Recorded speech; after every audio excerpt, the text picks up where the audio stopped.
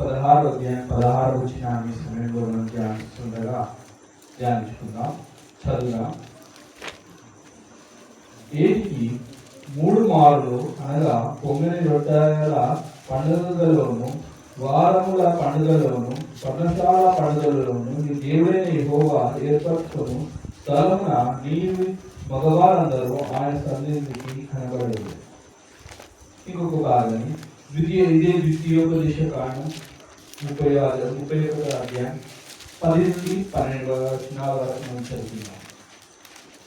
వారితో ఇట్లను, ప్రతి 7వ సంవత్సరమున అనగా నియమింపబడిన గడువు సంవత్సరమున నీ దేవుడైన యెహోవా ఏర్పరచుకున్న స్థలమందు ఇశ్రాయేలీయులందరూ ఆయన సన్నిధికి కనబడి పర్ణశాల పండుగలో ఆచరించినప్పుడు ఇశ్రాయేలీయుల ఎదుట ఈ ధర్మశాస్త్రం ప్రకటించి వారికి వినిపింపబడింది. ఈ 2 లేఖన వచనాలలో మనం గమనించినట్టయితే ఇదే ద్వితీయోపదేశ కాండం 16వ అధ్యాయం 16వ వచనం, ద్వితీయోపదేశ కాండం 31వ అధ్యాయం 10 నుండి 12 వరకు మనం చూస్తున్నాం. ఇశ్రాయేలీయులకు చూడండి కొన్ని పండుగలు ఉంటున్నాయి.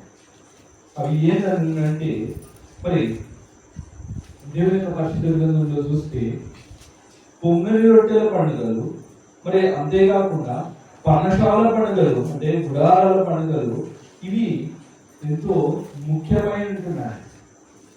ఎందువరకు ఈ పండుగల్లో ఉన్న ప్రత్యేకత ఏంటంటే ఇశ్రాయేలులో ఇక్కడ ఏరియా అందరూ కూడా కూడవలసిన వారై ఉంటున్నారు. అంటే స్థలాన్ని కూడి ఏం చేయాలా, ఆ విధంగా దాన్ని ఆచరించవలసిన వారై ఉంటున్నారు ఇశ్రాయేలీయులు ఇక్కడ చూస్తే. మరి ఇదే విషయాన్ని చూడండి, ద్వితీయోపదేశ కాండం 31వ అధ్యాయం 10 నుండి 12 వచనాలలో చూస్తే 7వ సంవత్సరంలో వాళ్ళందరూ ఏం చేయాలా, ఇశ్రాయేలీయులు కూడవలసిన వారై ఉంటున్నారు. అందులో ఇక్కడ చూస్తే మరి పురుషులను లేదు, స్త్రీలను లేదు, పరదేశులని ఎవ్వరు లేదు. అందరు కలిసి ఏం చేయాలంటే ఆ ధర్మశాస్త్రం అనేది యాజకులు ఏం చేయాలా, వారికి వినిపించవలసిన వారు. మనం అందుకని మనము ఈ దినంగా మనం ఏమైనాము, కూడిక, ఇది ఏమైనది ఒక కూడిక ఉంటున్నాము. మనం ఎవరి నామమున కూడి ఉంటున్నాము, యేసుక్రీస్తు నామమున మనం కూడి ఉంటాం. అందుకని అంటాడు మత్తయి సువార్త 18వ అధ్యాయం 20వ వచనంలో అంటాడు, ఎక్కడైతే ముగ్గురు నా నామం పేరుట కూడినారో వారి మధ్యలో ఉంటానంటున్నారు. మరి మనం కూడినది ఇక్కడ దేని కొరకు అయి ఉంటున్నారంటే దేవుని మాటలు విననికై ఉంటున్నారు. అంతేకాకుండా దేవునికి కృతజ్ఞతాస్తుతులు చెల్లించడానికి మనం కూడి ఉన్నాం. మరి ఇది ముఖ్యంగా ఏంటంటే మనము ప్రత్యేకంగా దేనికి ప్రాధాన్యత ఇవ్వాలా, దేవుడికి ప్రాధాన్యత ఇవ్వాలా. మరి ఈ విధంగా కూడడానికి ఇచ్చినాడు. మరి ఒక కృతజ్ఞత అర్పణగా మనకు ఈనాడు జరిపించుకుంటున్నాం అనేది దేవుడికి మనం కృతజ్ఞతాస్తుతులు చెల్లించవలసిన వారు. ఇది ముఖ్యమైన విషయమే కాదని మీకు అందరికీ నేను తెలియజేస్తున్నాను. మరి అందుకని ఇక్కడ చూడండి, మరి పౌలు హెబ్రీ గ్రంథకర్త అంటాడు, మీలో అనేకులు సమాజంగా కూడుట మానుకుంటున్నారు. ఈ కూడిక అనేది ఎందుకు అంటే చాలా ప్రాముఖ్యమైనది. దేవుని బిడ్డలు ఈ విధంగా హాజరు కావడం అనేది, దేవుని మాటలు వినడం అనేది ఎంతో గొప్ప విషయం. ఎందుకో తెలుసా, సమస్త జ్ఞానాన్ని ఎక్కడ ఇచ్చినాడు తెలుసా, సంఘంలో ఇచ్చినాడు. ఆయన బిడ్డలలో ఇక్కడ ఆ జ్ఞానాన్ని అంతా కూడా అనుగ్రహించి ఉంటున్నాడు. మరి ఈ విషయాన్ని మనం జ్ఞాపకం చేసుకోవాల్సిన వారు. మరి కాబట్టి మరి దేవుడికి మనము వేలాది కృతజ్ఞతాస్తుతులు చెల్లించి మరి ఆయన భయభక్తులుగా జీవించే బిడ్డలుగా ఉండాలని చెప్పి మనం చేస్తున్నాను. మరి కాబట్టి ఈ మాటలు దేవుడు దీవించి ఆశీర్వదించుగాక. మరి మీకు అందరికీ నా హృదయపూర్వక వందనాలను తెలియజేస్తున్నాను. ఎందుకంటే అవును, ఇప్పటికీ సమయం చాలా ఉన్నది నాకు తెలుసు. వీరిలో కొందరు మరి పనికి వెళ్ళి బాగా ఎక్స్పీరియన్స్ ఉన్న వారు కూడా ఈ ముఖాలను చూస్తేనే అర్థమవుతున్నది. మరి అసలు వాస్తవంగా చెప్పాలంటే మరి మా నాన్నగారు ఇక్కడ ఉండాల్సింది, కానీ మరి కాస్త ఆలస్యం అయిపోయింది. ఏ రోజు ఎలా అయిందంటే మరి మా సంఘస్థులలో మరి ఏమైందంటే మరి ఒక బర్త్డే ఉన్నారు ఇక్కడ చర్చలలో. మరి మన నాగరయ్య వాళ్ళ మనవరాలి, మరి చిన్న మనవరాలి ఇది మొట్టమొదటి బర్త్డే ఉంటుంది. సంవత్సరం పాప సంవత్సరం అయింది. మరి అక్కడ జరుగుతున్నది. మరి అంతే కాకుండా ఇక్కడ కూడిక అలా ఏమైపోయిందంటే కొద్దిగా మరి ఆలస్యం అయిపోయింది.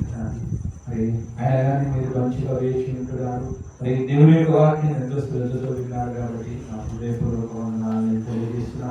మంచిది మన కోరికలను మనం ప్రార్థనతో మనం ఊడ్చుకున్నాం. పుడిగారా మనం అందరూ తల ఊడ్చుకున్నట్టయితే మన మధ్యలో ఉన్న మన సహోదరు ఏలియంతులు గారు వచ్చి మన ప్రార్థనలో నడిపిస్తారు.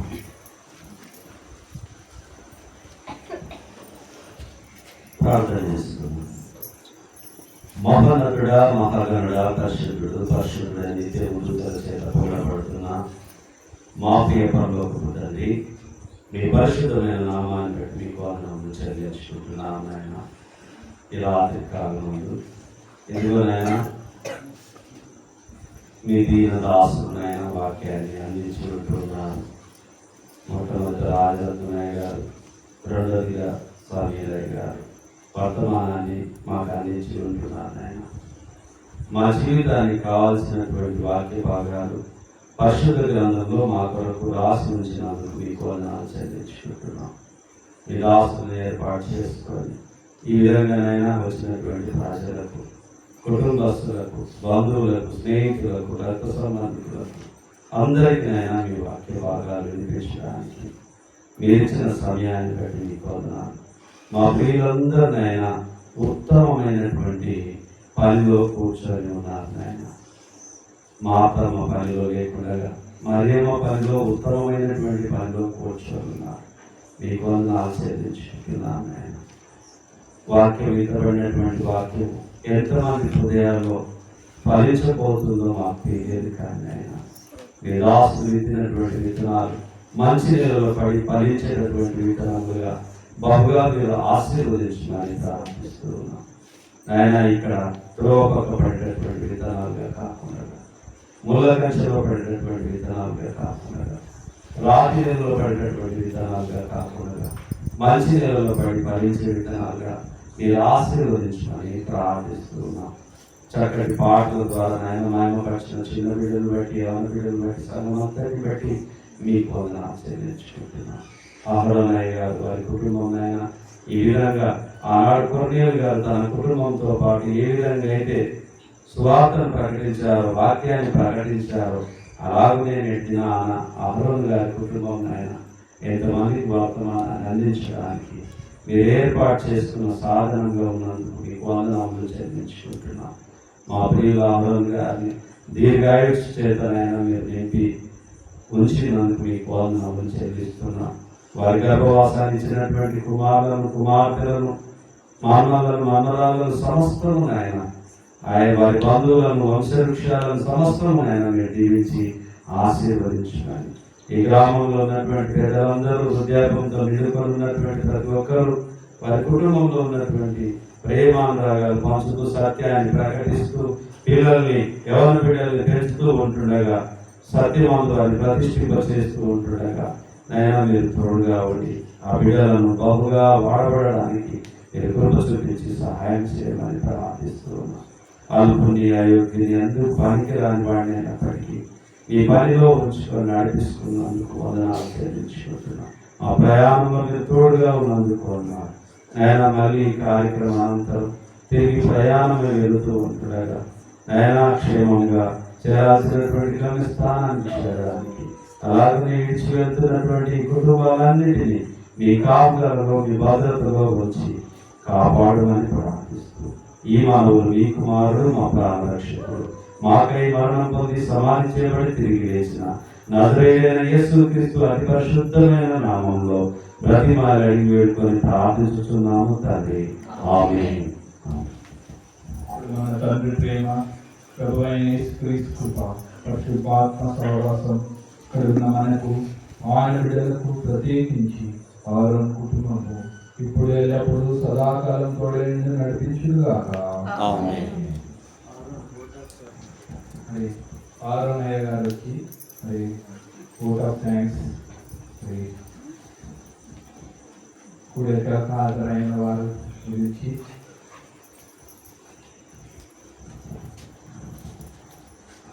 వచ్చినటి సహోదరులకు సహోదరులకు అందరికీ